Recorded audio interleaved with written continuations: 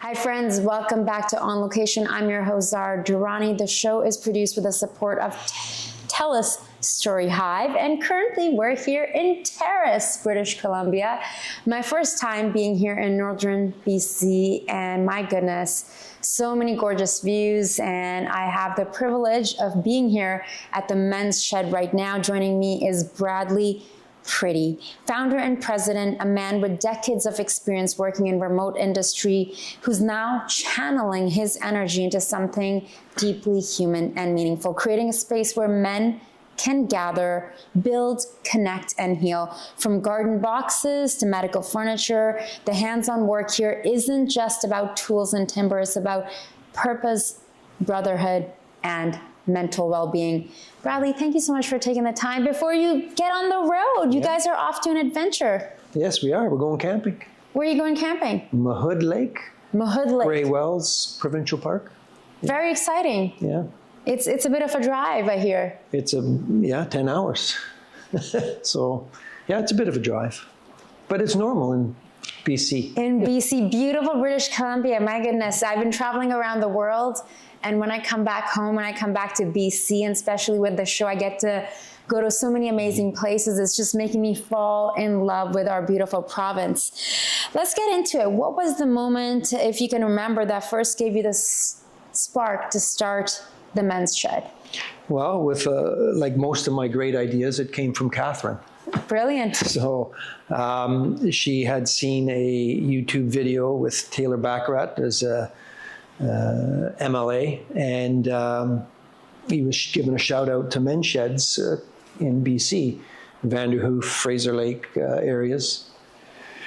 And I thought, hey, that's kind of cool. And so I contacted Men's Shed BC, the president, Jan Venema, and he said, hey, listen, we're doing across the country, or not country, but the province,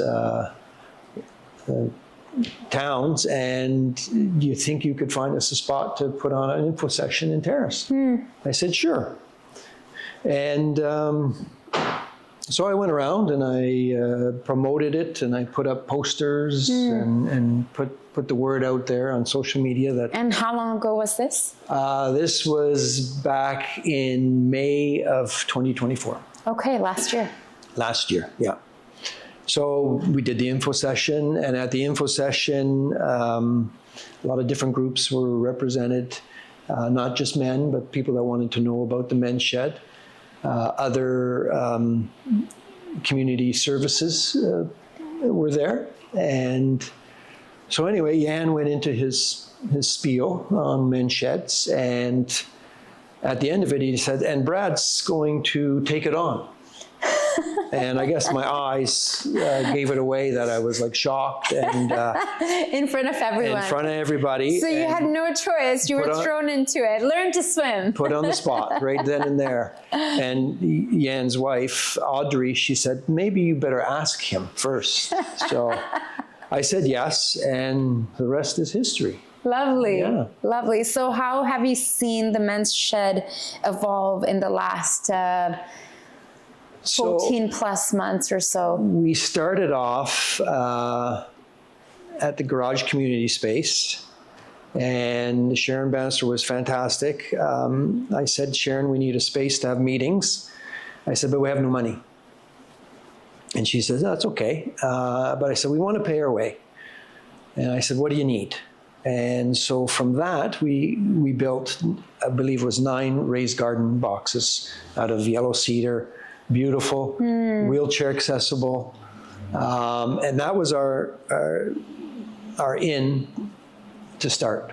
And were you creating those here or in your homes? How did that work? Well, we didn't have a workshop, so we were doing it in the back of the garage community space. Okay. And we had our first meeting, was June 2024, and we had 8 people show up. And then as we sit today, we're sitting at 28 members. That's amazing. Yeah. So it's been a fun ride. So many people retire or shift careers and feel a sense of disconnection. Did you ever feel that yourself? Was that perhaps, other than your wife suggesting men's shed? Yeah, I personally at the time did not feel disconnected and all that. Maybe I was missing some of the guys at work, that type of thing. But I'm not one to sit on the couch. But I saw the need for it. And I wanted to reach out to the community and do something. I've had a pretty good, privileged life. And it was time to give back. When you're working full time, you don't always have that opportunity, other than, raising kids, minor hockey, soccer, ballet, those type of things. But this was something that needed to be done. But you got to be careful, because if you just say men's mental health, they'll shy away. Yeah. So you disguise it with woodworking and metalwork and different things. Yeah. And, it's the proof is in the pudding, as they say. We're out there. We've touched a lot of different community organizations, a lot of lives, and it's been fun. It's been a lot of fun. Tell me about the very first meeting. What was that like? What was that first day like in June last year? Oh, well, that's 8 guys sitting around the table looking at each other, not knowing really how to even start. And we had a vote, and we created our cabinet. They voted me to be president, and we picked a vice president and a treasurer, and we just went from there. And then right away we got into building the raised cedar boxes, planters. So. What was that experience like, coming together? You guys meet every 2 weeks? No, well, we meet every Tuesday from okay. 10 to 12 at the garage community space. Okay. And that's where we have our meetings. We actually have a shop that's further out of town on Calum Lake Road. And that's where we do most of the building and creating and and it's not just, we do projects for community. We do projects for people that are having a hard time financially. Do they reach out to you? How does that work? A lot of it's by reach out, and a lot of it is through connections with other community groups, such as the Hospice, Kassan Place, R.A.M. Lee, Terrace Little Theater, those type of people, groups. What do you think it is about working with your hands that is so important for men? And have there been any moments or conversations that you witnessed when the gents are, building things, whether it's garden boxes or helping on a project together? Yeah, I mean, a lot of us think our worth is in what we do for men. And there's times, a lot of it is working with your hands, and we think of our worth as from what we do, and that's not always the case. And I've heard people here say, well, I don't have any skills. And I said, no way. You don't need to be a carpenter. You don't need to be an electrician. You don't need to be a tradesperson. Just come out to the men's shed, and participate. And perhaps you pick up on some of those skills. But if you don't, that's fine too. I mean, we're not a sweatshop for seniors. So it's about connection, being there for each other. If you just said mental health, well, men will shy away. But if you disguise it with projects and community work and those type of things, that it goes a long way. Masculinity can be tied a lot to productivity. We talked about that a bit. Usefulness, identity. What happens to a man when he feels no longer he has that? You know, what does the shed offer in that space? Well, what we offer is community, and we offer a shoulder. Sometimes it's just an ear that we offer. You know, that it's a bit of a myth for men, you know, and the patriarch, you know, we've been kind of pushed into this, and you know, there's a better side through community work, through camaraderie. You can go so much further and be involved in things, help people. To me, that's the most important thing. You know, you get to help somebody, you know, and it might just be a small thing like fixing the steps of someone's house, or changing an air filter in their furnace. They don't know because their partners passed away and they didn't do that part of the house, you know, chores. And you know, it doesn't have to be a great, huge project. Completely. And I feel like it also brings the community together, and perhaps in future that individual may feel more inclined to reach out for help. So then we're not feeling so disconnected. Yeah, and it's non-judgmental. It's, you know, we if someone comes through that door, we try and help them. It's as simple as that. Sometimes it may be turning them to another group that is more specific to their needs. But in general, it's, you know, just offering a helping hand or an ear. Yeah, completely. Yeah. What does brotherhood mean to you, and how is it different from when you were younger? Well, that's another good question. I come from a family of 6 kids, so... boys? Mostly boys. The eldest was, you know... my mom's favorite, I'll say. But,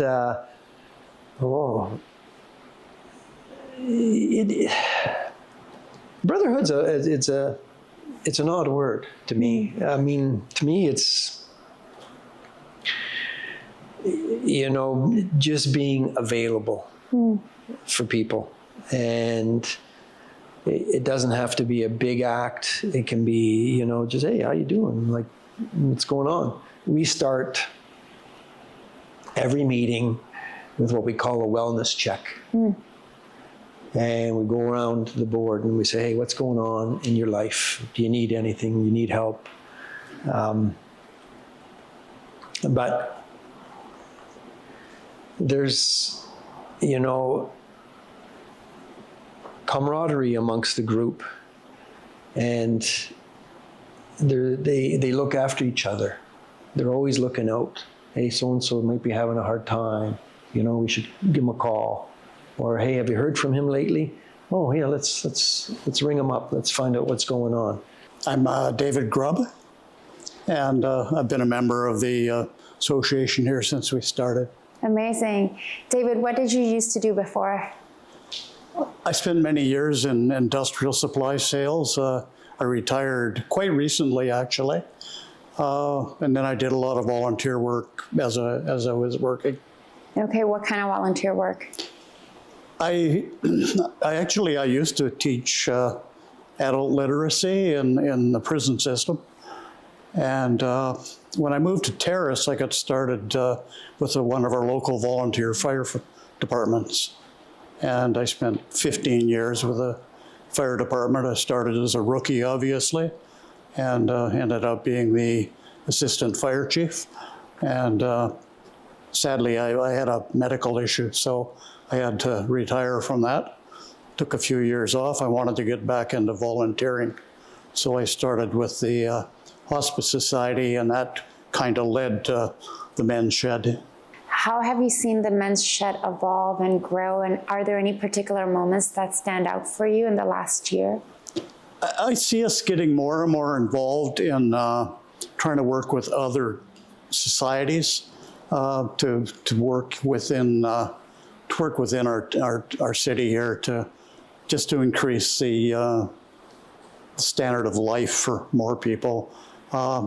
If someone doesn't have the financial ability to do a repair on their home or something, and we can go in and do it, I mean, that means so much to them, and frankly, it's very rewarding for us, and it certainly doesn't hurt when we're trying to recruit more members. And what is your favorite part of the Men's Shed? Is there something in particular that you really enjoy on a weekly basis or look forward to, or something some aspect that you'd like to see brought in? I've just gained a whole lot of new friends, and I'm hoping to gain a lot more. It's just social. Thank you so much for your time. I really appreciate it. Thank you. Okay, my name is Norman Frank, and I've lived in Terrace pretty well all my life. And I'm Vice President of the Men's Shed in Terrace, and also I'm a volunteer at the Farmers Market as Vice President of the board that runs a market, and I have for a long time. Have there been any moments in the last year that really stand out for you? Any encounters or conversations or any projects that you worked on? Well, I thought the project to build the Hospice Society had moved into a new building, and they needed a bunch of shelving for all their bookwork. So I took on the project. I built some plans. We got some measurements, and we got the material and built the shelving for them and put it in place. And they were great. They're happy with it. And that was, I felt, was a wonderful contribution that I could do. And since that, I've been helping with the planters that the Men's Shed has built for sale at the farmers market. I've had a spot at the market for, 15 years. And now, this year, due to my wife's health issue, she can't come to the market. So I thought, well, I'll pay for the spot, and we'll let the farmers market, we'll let the Men's Shed use part of my spot. Yep, and that's what's happened. Amazing. Yep. Is there anything you would like to see happen in the next 12 months, or any hopes for the Men's Shed in the future? Well, I'd slowly like to see growth in the membership, and that's why I think a great spot to be and try to promote the Men's Shed is at the farmers market, because it's a very strong community-oriented place, and a lot of people go through there in the 4 hours that it's open, and it's a great place to meet people and talk to people, and hopefully get some new recruits for the Men's Shed. Yeah, some people that might want do a little woodwork, learn how to use their hands a bit more, and just have some camaraderie too. Okay? Lovely. Thank you so much. Yep. You're welcome. Thank you. Lastly, has there been a moment that truly moved you since, having these meetings on a regular basis, once a week, 2-hour meetings, anything that particularly stands out, or even a conversation that you perhaps overheard that made you go, I'm so glad I'm doing this and I'm part of this community? Oh, yeah, there's a lot of moments. I mean, for me, the day that we received the shop and Diana came out of her house and just started hugging all the men, you know, and thanking us for coming out there and looking after her husband's shop. To me, that's a big one. You know, to lose a partner, horrible. And then loneliness that sets in. That can be tough for people. It can be really tough. The other one was when we're baking pies. You know, and if you go on our website and you see one of our brochures, there's the guy standing there holding the pie, the biggest smile you've ever seen, you know. Fabulous. Yeah. It's like, you know, that smile meant a lot. Yeah. Thank you for sharing that. Well, thank you so much for your time. I know you have to hit the road, and thank you for welcoming me on this beautiful day here in Terrace, and really appreciate you. And we'll make sure to share their information. So if anyone out there watching is interested in Skeena Valley Men's Shed, you can check out their website, get in touch. They're having meetings on a weekly basis. Valley, really appreciate you. Thank you so much to you as well as your wife, Catherine. Thank you. And safe travels. Thank you.